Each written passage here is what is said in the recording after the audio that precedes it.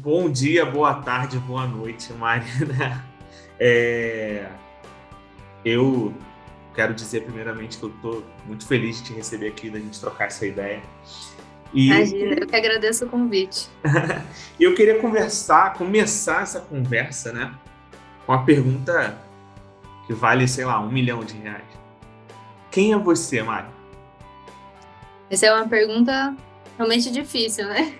Aham, E você pega a gente nesse processo, assim, né, do caminhar, do autoconhecimento, a gente sempre busca desconstrução, né? Então, no começo, assim, quem é você? A gente pensa no meu nome, na minha profissão, se eu tenho ou não tenho filhos, a gente primeira coisa começa que vem na a cabeça. se encaixar, a gente começa a tentar se encaixar em formas, né? E a primeira coisa, eu acho que é a gente se desinformar, né? sair, sair daquele padrão, daquela coisa do, né,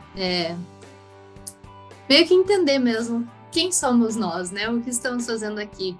Então eu acho que é isso, eu sou uma parte do todo, né, que Sim, se dividiu, né, o que se dividiu em vários para experienciar novas formas de ser, novas formas de agir. E nessa vida estou como Mariana, né? E sou tudo.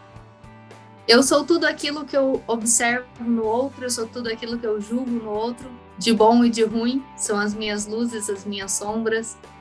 E, e é isso. é isso, né? Eu acho muito legal essa maneira espiritualizada.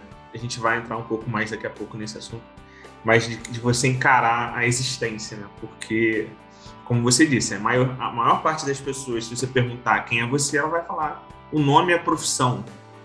Eu É abri uma isso. caixinha de perguntas recentemente no meu Instagram que respondiam assim: Mãe do Miguel, eu sou a mãe, tipo, resumindo Tipo, toda a sua aham, existência, né? Toda sim, ser a mãe. essa não é uma pergunta tão simples quanto se pretende, né? Quanto as pessoas acham que é. A pergunta é mais complexa do que isso.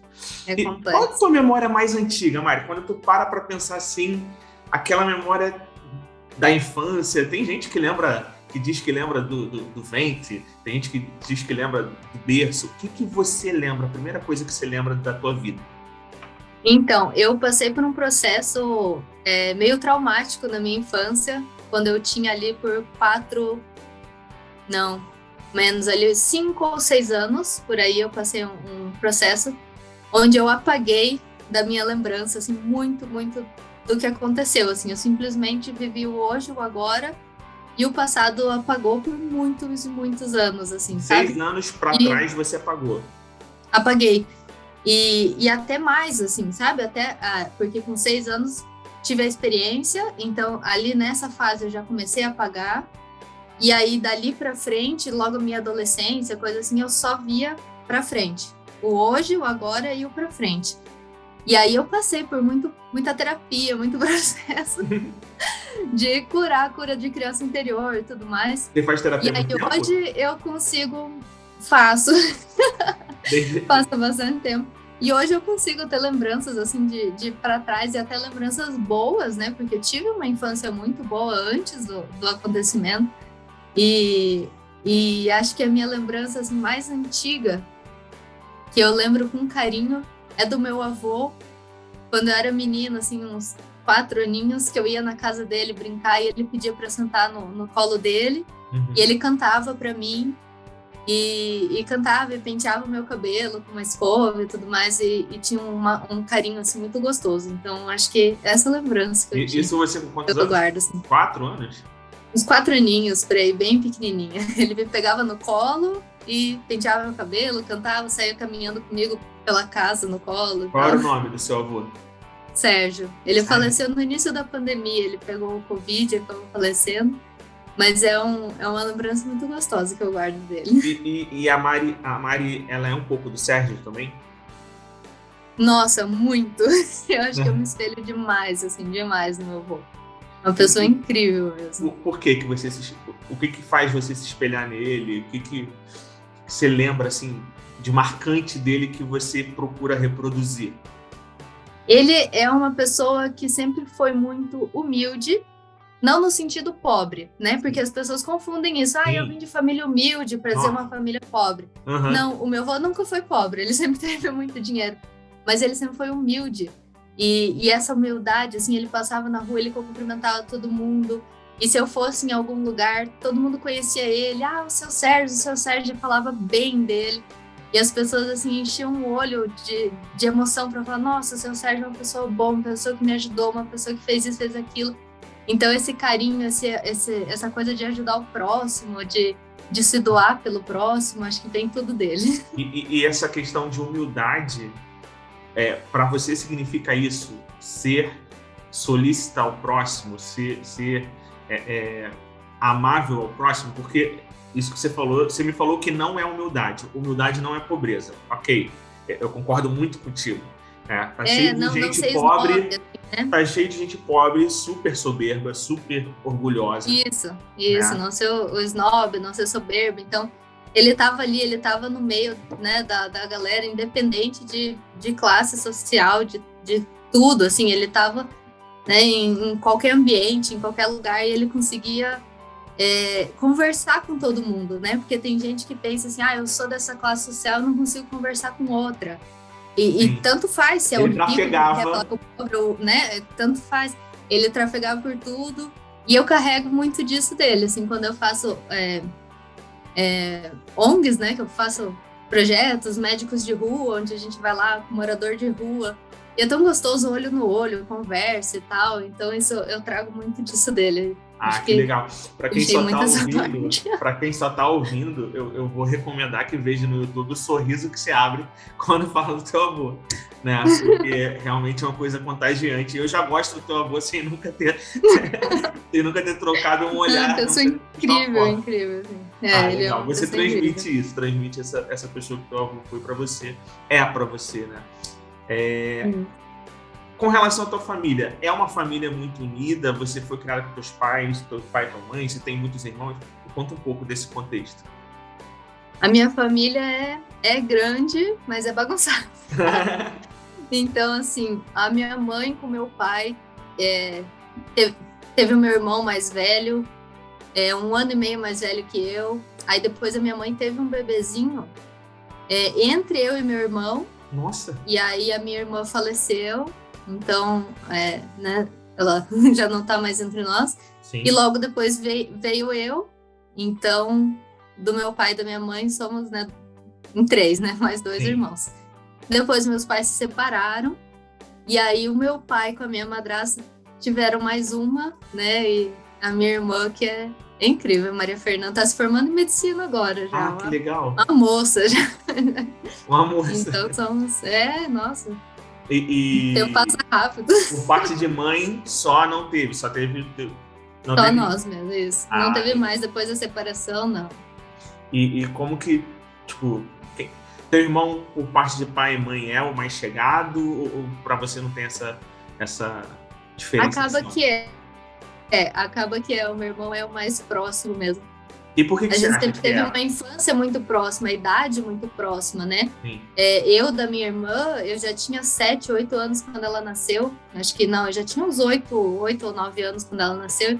Então ficou uma diferença de idade. E aí logo eu saí de casa, fui morar fora. Para ter uma ideia, assim, eu saí de casa com 14 anos para ir morar fora. Então, morar onde?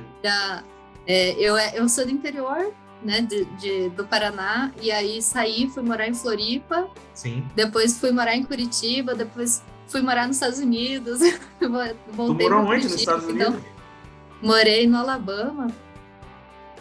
E foi legal pra caramba? Intercâmbio, assim, fiz intercâmbio, né? Aquela coisa de moro um tempo fora, um período, daí volta. Então acaba que distanciou um pouquinho da minha irmã, assim, da minha irmã. Sim. É mais contato nas festas de família, nas reuniões e pela internet, né? O WhatsApp e tal. Sim. Mas aí com o meu irmão a gente acabou tendo uma conexão realmente. E tem sobrinho também? Grande. Já tenho uma sobrinha. Minha sobrinha vai fazer 13 anos já. 13? Meu mais velho. Uhum. É porque você parece bem nova. Você tem quantos anos, Maia? 30. 30 anos. Bom, a sobrinha de 13, teu irmão também começou muito cedo. Então. Novinho, foi um susto susto. Tu lembra mais ou menos? Tu era bem novinha na época também.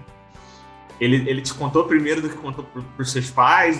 A gente morava juntos, morava eu e meu irmão juntos, né? Então a gente já tinha saído de casa, a gente morava aqui em Curitiba para estudar, então ele já estava nessa fase de cursinho, pré-vestibular, e eu ainda estava no ensino médio. Sim, pré-vestibular, fazer filho. Tava nessa fase. Isso. E aí ele acabou que, né?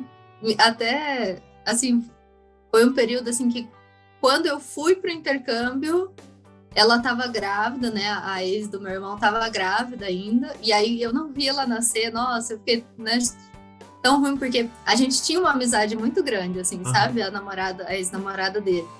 E acompanhava ela nos ultrassom e tudo. Eu chorei horrores quando escutei o coraçãozinho bater pela primeira vez. Meu Deus, uma sobrinha. Imagina. Incrível, assim. Então eu acompanhei ela bastante esse período da gestação. Mas depois tive que fazer intercâmbio, né? Fui, né, seguir a vida e acabei perdendo o nascimento dela. Quando eu voltei, ela já estava, né, um bebezinho já. E o intercâmbio foi ideia tua mesmo, Mária? Foi você que teve essa ideia? Vou fazer um intercâmbio. Foi uma ideia do meu pai. Ele achou que era importante, assim, fazer. O meu irmão tinha feito também, quando ele estava na mesma idade que eu, ele já tinha feito. E ele falou que era importante, assim, pro desenvolvimento pessoal. E foi incrível, assim. Nossa, eu não sei. Me conta, sair do teu país é muito diferente? Porque tu já morava, já não morava com teus pais. Ou seja, de uma certa forma você já tinha... Já tinha uma independência. O cordão umbilical, vamos dizer assim, já tinha dado essa... Mas por que foi interessante? Porque meus pais se separaram, então, né, esse momento traumático da minha vida, a separação dos meus pais foi muito abrupta, porque eu nunca vi eles brigar, nunca teve briga, nunca teve nada. E aí um dia, tipo, vamos separar, tipo, como assim, né? Então foi uma coisa assim que chocou. E aí, enfim, cresci, então, essa adolescência com pais separados. E quando eu cheguei lá no intercâmbio, os pais de lá eram separados e juntados, assim, né? Então, a mãe tinha duas crianças e o pai era o padrasto que morava junto. Só que esse padrasto, ele acolhia como se fosse dele, e ele me acolheu como se fosse dele também, igual os filhos adotivos, né? Os filhos dele, ali, né? Da união, os enteados.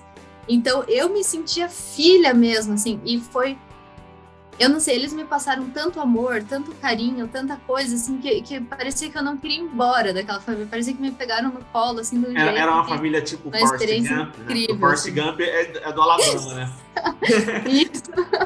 A família, pra você ter uma ideia, assim, a família, eles têm esse sotaque bem carregado mesmo do intercâmbio, do interior. E eu levei, assim, acho que quase uma semana para entender o que o pai do intercâmbio falava, porque ele fala muito carregado. A mãe do intercâmbio já falava um pouco, assim, mais pausado, mais tranquilo. Ele juntava 3, 4 palavras e saía... Mas foi uma experiência, assim, incrível. Pô, imagina, eu tenho muita vontade de conhecer o Alabama, conhecer os Estados Unidos, mas... Porque Forrest Gump é um dos meus filmes preferidos da vida. É incrível. Né? É um filme incrível. Fala muito da pureza do cara, né, cara? Como que ele era puro. Isso, eles têm muito essa coisa, assim, né, dessa coisa, assim, da pureza, de não ter... porque aqui no Brasil tem muito, assim, no colégio, nas coisas assim, tem muita bullying e assim, brincadeiras pesadas, assim, para crianças, às vezes uma coisa mais sexualizada, uma coisa assim. E lá eu achei isso muito bacana, assim, essa pureza mesmo, essa coisa mais leve, mais tranquila. Não via, assim, essa maldade na fala, no olhar, nas coisas, assim. Isso eu achei muito gostoso, assim, Nossa, de todo mundo. Muito bom. Incrível. E tu estava quantos anos quando tu foi pro Alabama? Eu estava... Meu Deus do céu, a memória. Tua sobrinha nasceu. Vixe, Maria. 17? Travei. Não, era adolescente, acho que uns 15. Ensino médio, assim. Ah, você ainda fazia ensino médio aqui? Você fez high school lá? Chegou a estudar lá? Sim, isso. Fui pro high school lá. Ah, e colégio. Quanto tempo no high school? Eu fiquei 6 meses lá e eu 6 voltei. Os meses. 6 meses que pareceram uma eternidade, tão É muito gostoso. tempo. Não, é Foi, muito assim. tempo. Primeiro que nessa idade tudo é muito intenso, né? Tudo é muito... e você tá fora, você tá vivendo outra parada. Não, isso foi muito gostoso. E já tinha tido o primeiro namoradinho, o primeiro amor platônico? Como que foi essa tua iniciação no mundo amoroso, né? Sem ser esse amor romântico, né? Vamos dizer assim. Você já tinha vivido algum amor antes ou só depois disso? Amorzinho, assim, de primeira paixão, já tinha, assim, desde de pequenininha, assim, lá do colégio, coisa assim, teve. E era... é aquela coisa assim, eu gosto, é o meu namorado, mas ele não sabe, né? Tu namora, mas ele não sabe que te namora. Isso. Isso, aquela coisa de criança, sempre... Né, e você acha legal tem. essa fase? Você acha importante na construção emocional esse amor adolescente e tal? Como que você considera isso?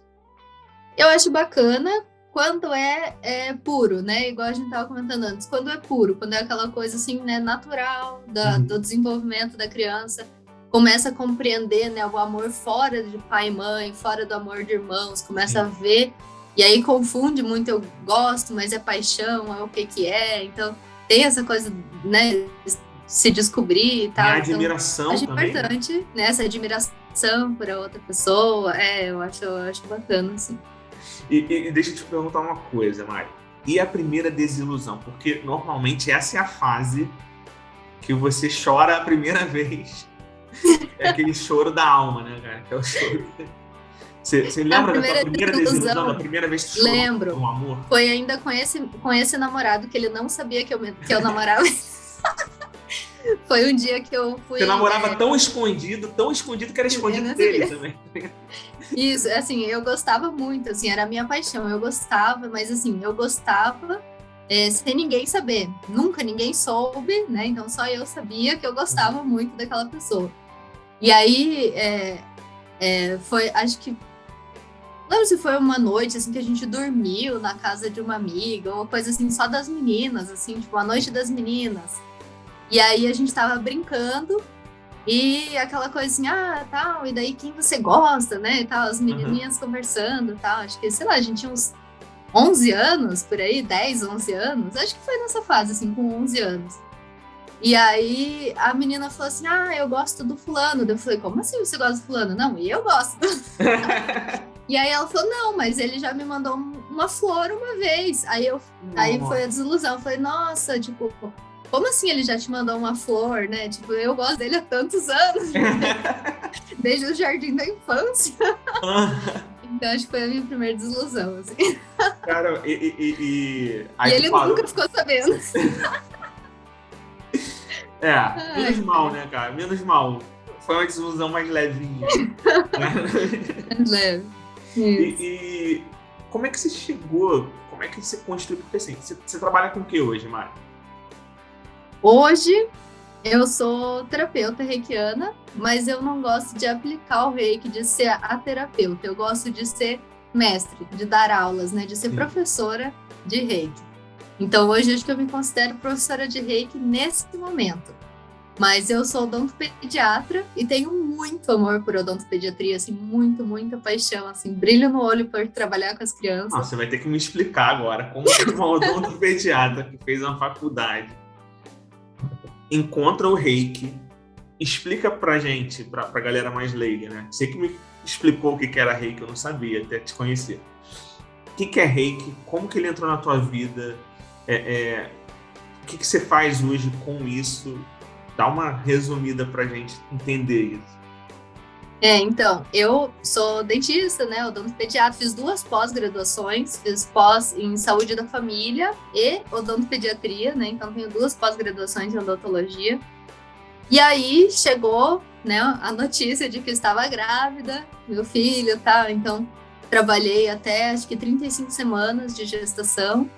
E aí depois parei odontopediatria, né? Então as crianças, elas se mexem na cadeira, tomei cotovelada na barriga, tudo mais, então eu decidi, não, tá na hora de parar. o barrigão já tava, né, impedindo, assim, que adulto, você consegue ficar com a coluna reta, o espelhinho e tal, é uma coisa. Agora, criança, você tem que se curvar, tem que olhar, tem que fazer acontecer, né? Então, tava ficando já meio difícil de atender com o barrigão. E aí, resolvi parar um pouquinho antes da hora, parei. E aí, meu filho nasceu em dezembro de 2019. Quando ele fez 3 meses, em março, que eu falei, agora eu vou voltar, né? Já tá com 3 meses, vou voltar. Veio pandemia, fechou Seu filho é de tudo. que dia de dezembro? Ele é do dia 11. 11. O meu é do dia 6 de dezembro, só que é de 2018. Ai, que legal, bem pertinho. Sagitariano também. Imagino que sim, eu não entendo nada disso. Mas se você falou, com certeza é. Então, eu também não sabia, não estava ligado, mas na hora que nasceu, teve uma enfermeira que falou assim, parabéns, mamãe, sagitariano. Daí eu falei, então é sagitariano. Se a enfermeira falou, tava lá. Aí mas, com 3 meses você falou, vou voltar. Vou voltar, né, porque eu amo odontologia. E os pacientes já me ligando, pedindo, né, para voltar. E aí, pandemia, coisa assim, pensei, não é hora, ele é muito pequenininho, vou ficar mais um pouco, aquela coisa bem, bem coruja. Me encontrei na maternidade de um jeito, assim, que eu chamava criança desde sempre, assim, né? Então, odontopediatria, todas as crianças me encantavam. E aí, veio meu filho, foi tipo você não imagina que você consegue amar daquele tanto, assim, é uma coisa inexplicável. Quem não tem filho não vai entender do que eu tô falando. Sim. Porque é uma coisa inexplicável, assim, é um amor que não existe. A gente até tenta, né? A gente tenta explicar, mas fica clichê. É diferente de tudo. Não dá, é diferente. E eu imagino que ser mãe ainda seja muito diferente de ser pai, né? Eu acho que porque assim, o relacionamento do pai com o filho, ele, claro, você tem ali o carinho com a barriga, né? Um pai mais presente fala e tal.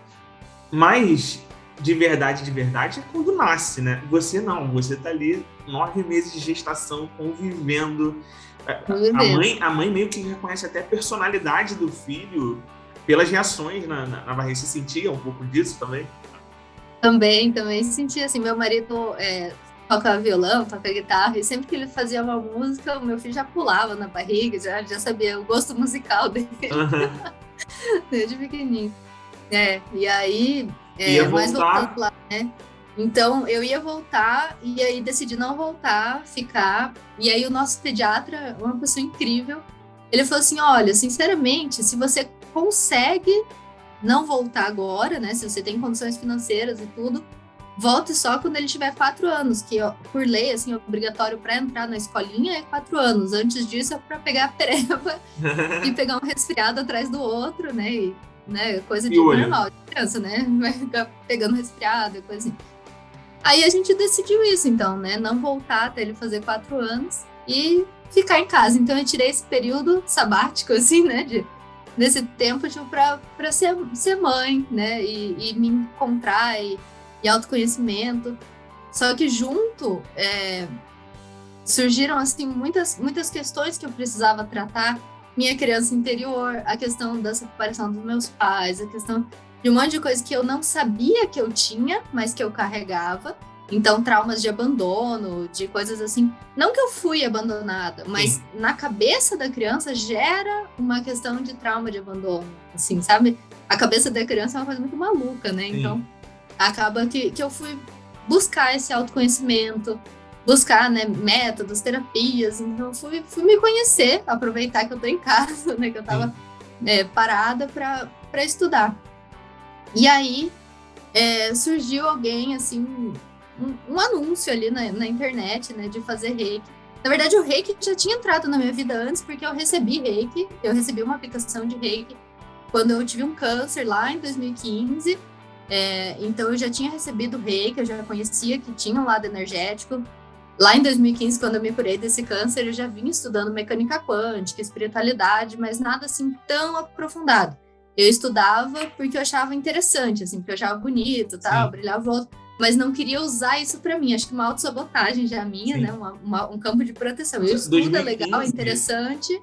2015, antes do Segredo, antes do filme do Segredo. Eu não lembro quando que foi lançado o Segredo, mas era 2016, bem recente, assim, porque eu lembro que quem me ajudou, assim, me deu um filme em DVD. Eu ganhei um DVD. Tipo, hoje em dia não se usa mais DVD, né? Não. Eu ganhei um DVD do filme Quem Somos Nós. Sim, não sei se você já assistiu. documentário. Uhum. Documentário Quem Somos Nós. Eu ganhei esse DVD, o documentário completo, com os cortes e tudo mais. E aquilo, assim, assisti várias e várias vezes. Achei incrível, achei o máximo. Mas eu só fui me aprofundar mesmo depois que meu filho nasceu. E daí eu fui buscar fazer reiki, porque antes eu só tinha recebido, né? Eu não tinha buscado entender como que funcionava e querer trabalhar com aquilo. Não queria, né? Eu estava muito feliz na odontologia, Sim. né? Aquilo não me chamava. Reiki significa o quê, Reiki? Reiki significa a energia universal, né? E o Ki é o Chi, é o prana, a energia vital. E o Rei, em japonês, né? Porque o Mikao Usui é um japonês que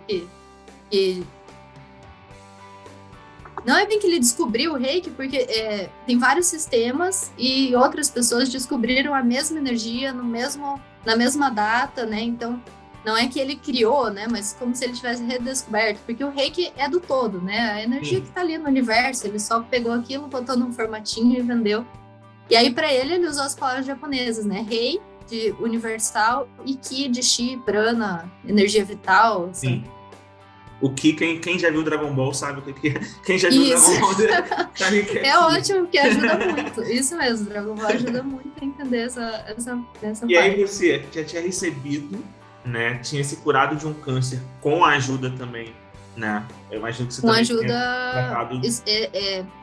com ajuda espiritual. Foi muito interessante, porque assim, hoje em dia eu entendo que somos 100% responsáveis por tudo que acontece na nossa vida. Então hoje eu entendo a autorresponsabilidade e hoje eu entendo que eu que criei esse câncer para mim, né? Hoje eu entendo. Mas na época eu não entendia, né? Então eu fui buscar um autoconhecimento, uma coisa, né? De saber o que tá acontecendo. E aí me falaram que eu tinha que trabalhar plexo solar e coisa assim. E aí, mas meu Deus, o que é isso, né? Complexo. Aí eu entendi o que era chakras, o que era um monte de coisa, um universo completamente novo. E aí, quando eu tive meu filho, eu resolvi realmente aprofundar. Recebi um anúncio ali no computador, vai ter nível 1 de Reiki. Fui, fiz. Ainda eu tenho uma anotação no meu caderno que eu nem sabia escrever Uzui, escrevi Ozui com O. Eu nem sabia o que era, tava perdida mesmo. E depois eu entrei de cabeça, assim, quando eu fiz o Reiki xamânico do Amadeus. E depois eu quis fazer o nível 2, encontrei outro mestre, outro professor que passou de uma forma que eu compreendi mais. E aí parece que as coisas foram abrindo, assim, de uma forma que é inexplicável, assim. Eu trabalho com Reiki tem 1 ano, eu já sou mestre em mais de 80 sistemas. Então, eu sou mestre xamã, sou mestre reikiano. Porque assim, nossa, tipo, como mergulhou fundo, né? Isso antes, então fui fundo, fui fazendo uma iniciação atrás da outra e é muito, muito interessante, assim, parece que eu só tô relembrando coisas de vida passada, parece que eu já sabia, não é difícil, é muito simples, assim, parece, pra mim é muito, muito intuitivo. Fantástico. E aí hoje, né, você continua parada na odontologia? Tô parada na odontologia ainda. E não vai voltar agora também, porque tá vindo outro neném aí. Então. E agora eu vou ficar mais um pouquinho varada. E botei até o consultório à venda já esse mês. Falei, que seja o que Deus quiser, botei o consultório à venda. E mamãe. E tá se lançando no Reiki, né? Mestra em quantos? 80 sistemas? Depois você tem mais de 80, 80 e pouco já, uns 83, 80 e pouco. Já não paro de fazer, toda semana eu tô fazendo iniciação. E Reiki tem a ver, por exemplo, com a tua vida religiosa? Ou por exemplo, posso ser cristão evangélico e ser reikiano? Reiki é universal. Reiki independe de religião. Depende só, assim, de você entender que nem tudo é matéria, né? Então, tudo no universo é, né, a dualidade, né? Então, tem a matéria, mas tem a energia também. Então, você entender essa parte é o básico, né? Para você manipular a energia. De resto, independe de religião. Qualquer religião pode ser reikiano. E qual que é a tua religião? Como que você se identifica hoje? Hoje, eu acho que eu não tenho religião. Eu fico mais na espiritualidade. Sim. Algo assim, mais perto, talvez, do espiritismo, que vem da família da minha mãe. Família do meu pai cristã, família da minha mãe o espiritismo, mas eu também não gosto, não sigo, eu acho que tem muita crença limitante. Sim. Eles falam que eles não são religião, né, que o espiritismo não é religião, mas eu acho assim que mesmo assim tem muita crença limitante. O homem, né, tudo que o homem põe a mão acaba limitando, acaba tendo crença, então acaba que eu prefiro a coisa mais livre, assim, mais direto da fonte. Mari, cara, fantástico. E qual que é o seu próximo passo? Assim, quando você... O que você vai fazer agora, além de ser mãe do segundo, né? Ou da segunda? Né? Agora o meu próximo passo é ser a diferença que eu quero ver no mundo. Acho que é isso. Eu não sei se você conhece Mônica de Medeiros. Não conheço. Tem um canal no YouTube, Mônica de Medeiros, ela canaliza um espírito Sheiliana, né? Que ela é um extraterrestre, então... Lá na nave da Sheiliana, agora, né, alucinando, pra quem não Pô, a gente vai precisar agora de mais um. Fugiu, né? Falar do Astacheran. Isso, então, por aí. Daí a Sheiliana, ela tem uma nave lá onde tem um telão e eles têm contabilizam todas as almas do planeta Terra, encarnados ou não. Quem vibra na luz é um ponto branco, quem vibra, né, no negativo é um ponto preto, quem tá dormindo ali na Matrix, né, acorda, vai pro trabalho, faz as coisas normal, é um ponto cinza. E a gente precisa que a maior parte dos pontos sejam brancos, né, para fazer a transição planetária, para virar um planeta de regeneração. Então eu quero ser a mudança passando o reiki para frente para o máximo de pessoas possíveis, para aumentar esses pontos brancos aí nesse telão. Vamos fazer esse planeta de regeneração mais rápido. Porque sendo um planeta de regeneração, muda muita coisa pra gente? Muda, porque a gente está num planeta de provas e expiações, né? Onde a gente acredita que a gente tem que pagar o karma pela dor. Então, se numa vida passada eu fiz alguém sofrer, né? Se eu vou sofrer muito. E aí, agora, você entende que não.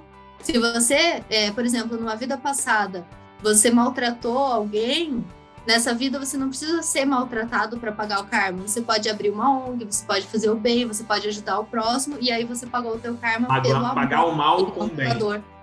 Pagar o mal com o bem, não pela dor. Então, não é porque eu tenho um karma que eu tenho que ser pobre, que eu tenho que sofrer. Eu vou fazer isso porque é meu karma viver dessa vida medíocre. Não, você não precisa. O todo é abundante, o todo não se deixa vencer em generosidade. E toda a abundância está disponível para todas as pessoas. Então é isso que a gente tem que entender e abraçar a nossa abundância, né? Tá aí. Cara, acelera esses pontinhos brancos, pelo amor de Deus. Chega de Sim, prova. Pelo amor de Deus. É isso Calma, aí. Então, olha, isso é o meu plano mesmo, acelerar o máximo de pessoas possíveis. E uma última pergunta para a gente finalizar, Mari. Quem você não é? Quem eu não sou? Eu não sou tudo o que vocês veem em mim. Então, tudo que os outros enxergam em mim é apenas espelho de cada um. Porque, né, o outro não existe. Então, eu, como outro, também não existo. Tudo que você vê em mim de bom é porque você tem dentro de você. E tudo que você julgar de ruim em mim é porque em alguma parte do seu inconsciente está lá na sua sombra para ser trabalhada, para ser acolhida. Então, o que eu não sou é tudo que os outros enxergam. Fantástico. Muito bom. Mari, a galera que quer saber mais sobre você, sobre o teu trabalho, aqui a gente está só realmente falando sobre autoconhecimento. Eu acho muito legal conversar sobre isso, conversar sobre essência, e você transborda muito isso. Como que faz para te seguir, para te acompanhar, para ter aula de... Você ensina a galera? Me fala das tuas redes sociais. Por isso que eu falo, não gosto de ser terapeuta, eu gosto de ser mestre. Porque quanto mais eu ensinar, mais eu expando, né? Mais pontinhos brancos teremos. Mais pontinhos brancos teremos. Então, pode me encontrar no YouTube, Mariana Zene, Zene com 2 N's. No Instagram é @doutora Mariana Zene. E Facebook, acho que é a mesma coisa, Mariana Zene, é isso aí, as redes são essas. E vai te achar lá, vai saber. Mesmo, Mariana Zene.